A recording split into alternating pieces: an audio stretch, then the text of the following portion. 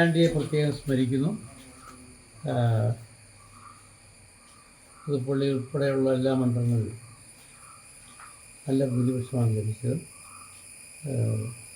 MLA-മാർ ഈ ചാണ്ടിയമ്മ, തിരുവഞ്ചൂര്, കാപ്പൻ, മോൻസ് ജോസഫ്, അനൂപ് എല്ലാം ശക്തമായ പ്രവർത്തനങ്ങളുണ്ടായി. അപ്പെല്ലാം പ്രത്യേകം നന്ദി പറയുന്നു. ഈ പാർട്ടിക്ക് വലിയ ഒരു ഉണർവായല്ലോ കോട്ടയത്തിലെ. അതെ, സ്റ്റേറ്റ് പാർട്ടി എന്നുള്ള അംഗീകാരം ലഭിക്കുകയാണ്. നല്ല ഭൂരിപക്ഷത്തിന് ശ്രീ ഫ്രാൻസിസ് ജോർജിനെ വിജയിപ്പിച്ച എല്ലാവർക്കും നന്ദി പറയുന്നു.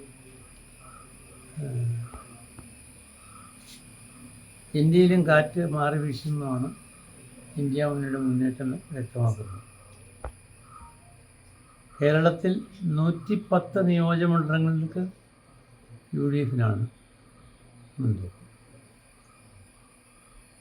ഇവിടെ ഭരണവിരുദ്ധ വികാരം ശക്തമായിരുന്നു. അതാണ് ഈ മണ്ഡലങ്ങളിലെല്ലാം വലിയ ഭൂരിപക്ഷത്തിലേക്ക് കാരണം. ഇടുക്കിയിലും ശ്രീ ഡീൻ കുര്യാക്കോസിന് നല്ല വിജയമാണ് ലഭിക്കാൻ കഴിഞ്ഞത്. BJP ഉണ്ടാക്കിയ വളർച്ച അതിനെങ്ങനെ കാണുന്നു? തൃശ്ശൂരിൽ അത് പ്രത്യേകം പഠിക്കേണ്ട കാര്യമാണ്. ഏതായാലും മുന്നേറ്റം ഉണ്ടായിരിക്കുന്ന വസ്തു അംഗീകരിക്കാൻ നിർത്തിയില്ല. ഈ കേരള കോൺഗ്രസിൻ്റെ ശക്തിയാണെന്ന് അവർ അവകാശപ്പെട്ടിരുന്ന എല്ലാ സ്ഥലത്തും ഇത്തവണ UDF ആണ് മുന്നിൽ വന്നിരിക്കുന്നത്. പ്രവർത്തകർ UDF-നൊപ്പമാണെന്നുള്ളതിൻ്റെ തെളിവ്.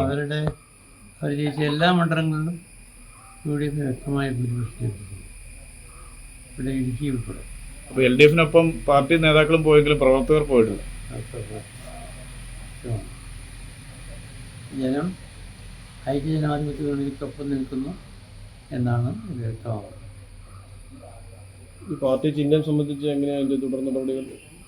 അത് ചിഹ്നം ലഭിക്കും, ഞങ്ങൾ ആലോചിച്ച് തീരുമാനിക്കും.